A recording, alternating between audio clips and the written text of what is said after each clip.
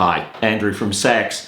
This is video number 8 in our 11 video sequence on creating the optimum corporate culture. This is all about recruiting for the optimum corporate culture.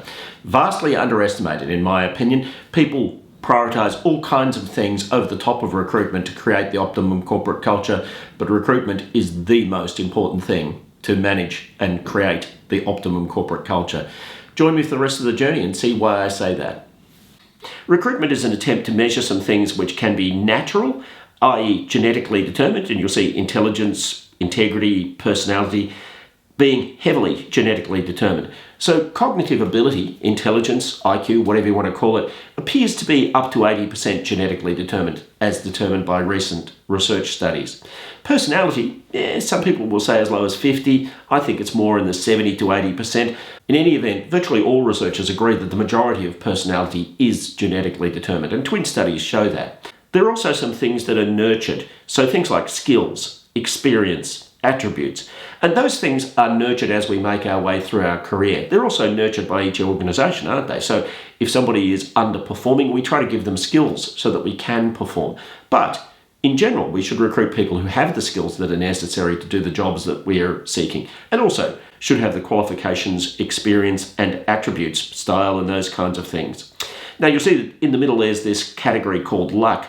And that is that we know that when genes settle, they can randomly vary. So there is a component of luck in what tends to go on in forming a person's natural makeup. Let's talk first about cognitive ability. I think that cognitive ability is one of the most important determinants of corporate culture that it's ever been identified. So let's talk about this gravitational hypothesis. People naturally gravitate towards jobs that match their cognitive ability. Very true. So people tend to change jobs based on intellectual challenge, don't they? If they've got a job which is suitable to their intellectual challenge, that makes a big difference. And people choose and are chosen for jobs partly on their cognitive ability, more so than personality. So cognitive ability is much more heavily factored into recruitment decisions than personality is. In other words, we tend to be more influenced by how smart somebody is than whether they're an introvert or an extrovert or hardworking or whatever. It also can be harder to tell whether a person's personality is A, B, C, D, E, F, G. Now, the effect of all of this is that if you've recruited a smart workforce, there are a number of benefits that go with that. You tend to get high levels of productivity. So there's a 25% causative relationship between cognitive ability, IQ points, whatever you want to call it, and work performance. Very important. But as well as that, it tends to bring with it a bunch of behaviours. And those behaviours in general are more positive. So there's a correlation which has been demonstrated in many occasions across the world. Smarter people tend to do less bad stuff, less angry stuff, less difficult stuff, less disputatious stuff, less ill-advised stuff. So cognitive ability brings with it a range of positive behaviours. Now here's a diagram that we call the league ladder of recruitment predictiveness. And really what this is doing is it's measuring research from decades around what causes people to be successful and unsuccessful at work. So the things on the left-hand side are things that predict whether a person is likely to succeed at work. And you'll see that they're ranked by the size of the validity on the right-hand side. The validity is a correlation coefficient. So the higher it is, the stronger relationship with work performance. The lower it is, the worse the relationship with work performance. And you'll notice that cognitive ability is in the top 3 of these. Now you'll notice that at the top of this diagram we've color-coded the things which are to do with psychometric assessment. And so that's why many organisations use psychometric assessment, because you can see out of the top 10 or so of these, you see all but one, apart from structured interviews, is measured psychometrically. So just to focus a little bit more on cognitive ability, what does it give you? Well, 25% of the variance in job performance is predicted by cognitive ability, and that's really for 3 key reasons. Smarter people do things more quickly. Speed comes from cognitive ability. People with lower cognitive ability literally need more time to do things. The second is problem-solving power. People with higher cognitive ability tend to solve problems better than people with lower cognitive ability. And the third is trainability. People with higher cognitive ability learn stuff and retain it better than people with lower cognitive ability. So think of that from a corporate culture point of view and its contribution to corporate culture, especially due to the 4th point, less negative behaviours. Cognitive ability really matters. Now, how is it measured? Well, there are really three forms that tend to be measured in the workplace. Verbal reasoning, which is about your capacity to do with words. Numerical reasoning, which is your capacity to do with numbers. And the third is a thing called abstract reasoning, which is really your problem-solving capability.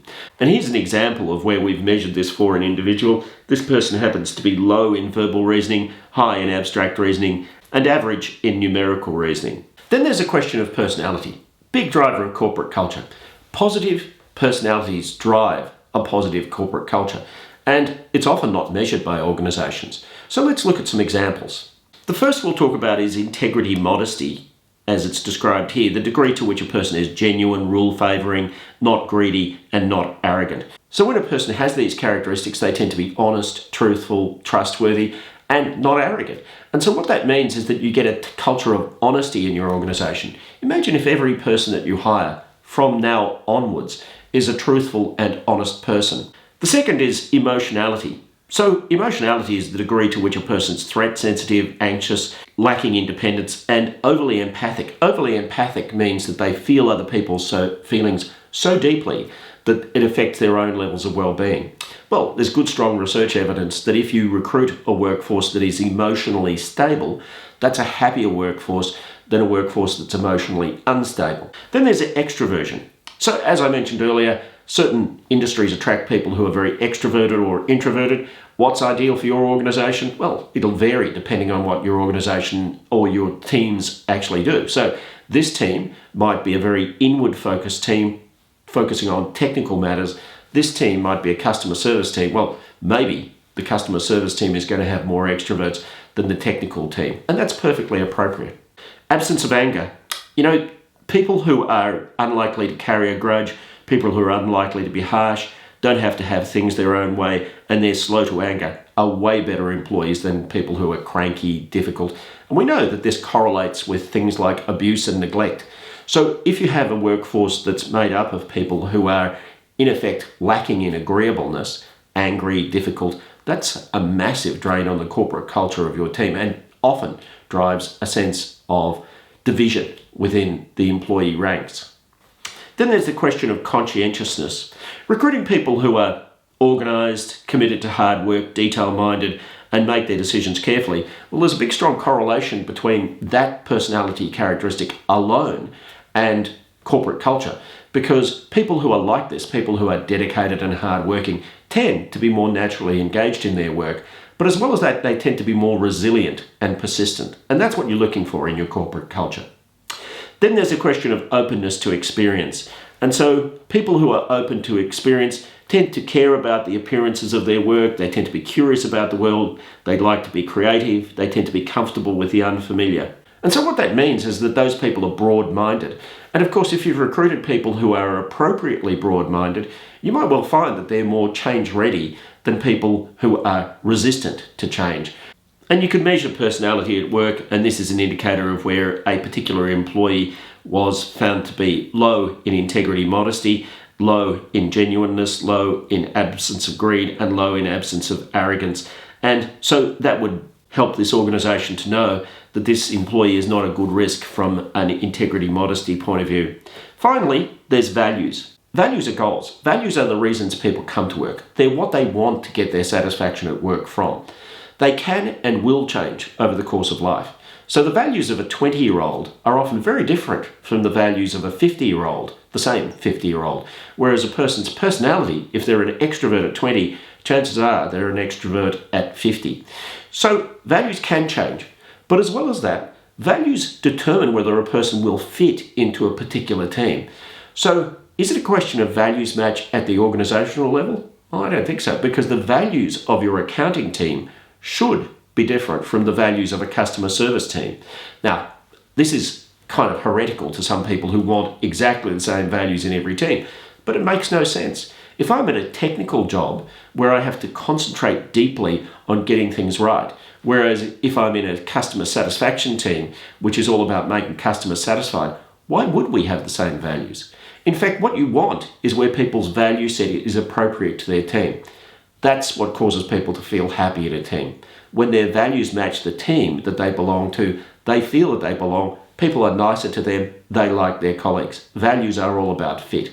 I'll pick out a couple of values that are key here.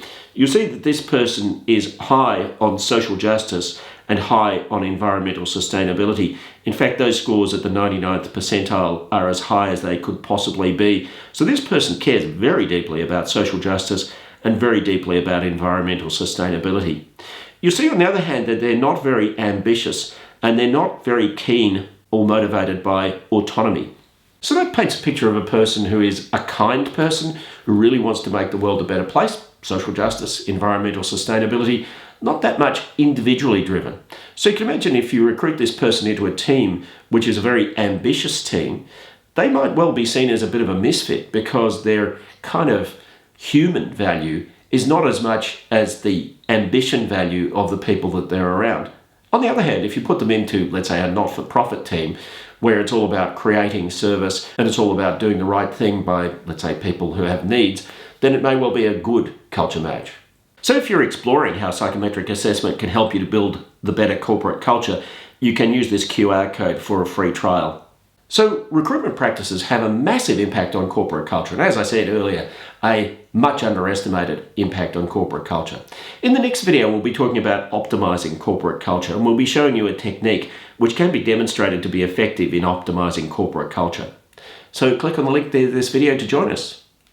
So if this content is of use to you, don't hesitate to like and subscribe.